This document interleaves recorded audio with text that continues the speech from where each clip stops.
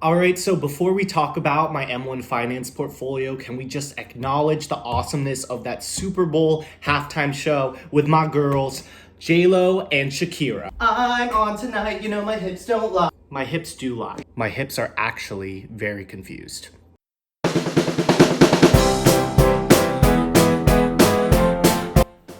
Hey guys, welcome back to another episode of M1 Finance Chronicles. Yes, this is my second episode of my M1 Finance Chronicles. In my first episode, my M1 Finance portfolio, I only contributed about $500. And that was last month. So since then, I've contributed an additional $1,000. So yeah, let's get to it. So how would I describe how my portfolio is doing? Well, basically, everything's on fire. Nothing is okay. The coronavirus destroyed everything.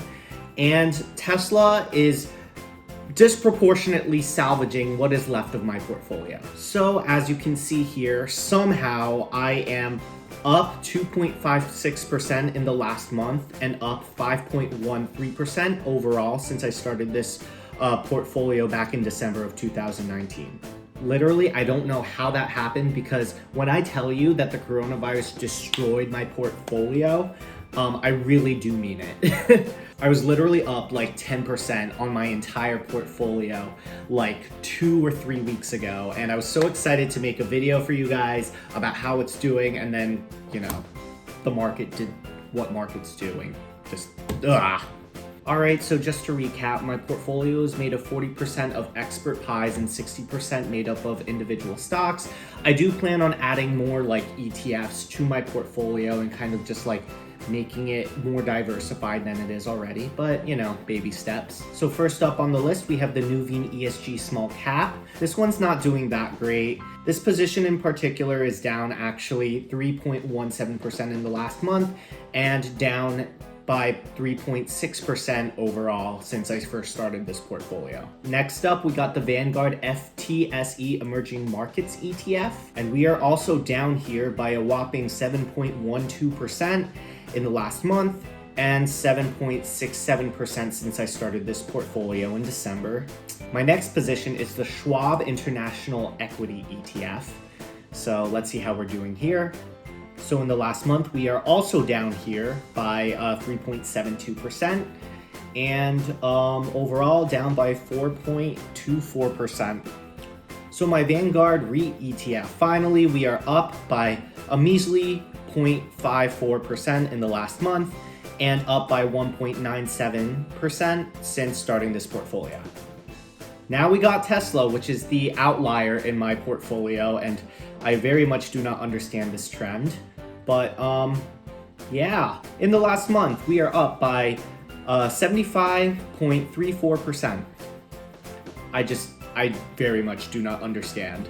I'm not complaining, I just don't understand. And we are up by 139.19% overall, which is very disproportional to the rest of my portfolio, but I am not complaining. I have no idea how long this trend is gonna last. I'm just gonna ride this out. My strategy is still to buy and hold. I am not an emotional investor, so we're not going to sell everything. You would think with these gains in Tesla that I'm obnoxiously wealthy, but in reality, I own like 14% of one share, so yeah. Next up on the list is Disney. Disney is down by 0.56% in the last month and down by 0.35% overall. Not freaking out about it. That's just regular market volatility for you. Next up is Lyft, and this is a pleasant surprise, okay? So over the last month, I'm up 9.67% on Lyft, and overall, I'm up 7.02%. So hopefully Lyft can keep this up. Pretty happy with it. Our next position is Starbucks, and I love my Starbucks, but I have gotten better at not spending a crap load of money at Starbucks, so I'm pretty proud of myself. Starbucks is actually down by 5.71% in the last month, and it is down by 6.45% overall. Jesus Christ. American Express is another pleasant surprise, up 2.99% over the last month and up 5.05% overall. Not every part of my portfolio has been destroyed. There are still some salvageable parts of my portfolio. I am very sad that I am losing tons of money in my other positions, but also too, the market has just been down, so. And next we got Delta Airlines, and I am down by a whopping 7.16% in the last month and down by 9.3% overall. So Delta's not doing great, probably because people are not flying because of this coronavirus thing. I am predicting that the coronavirus media blow up will subside in the near future, as it does with like the Ebola virus and like Zika and like all these other things. So this is all just a very transitional thing. My strategy is still to buy and hold. Now we got Hilton, and Hilton is down 3.63% in the last month and down 4.13% overall. Not much to say here. Next up is Comcast, which is one of my worst performing positions right now. It is down 8.22% in the last month and down 8.52% since I started the portfolio. But it's been kind of up and down since I've been investing in this stock, so we'll just see what happens. Next up on my list is Lockheed Martin, and Lockheed Martin has been up by a measly 0.4% in the last month. But up is not down, so I'm thankful for that. But since I started this portfolio, we are up by 6.65%, so yay.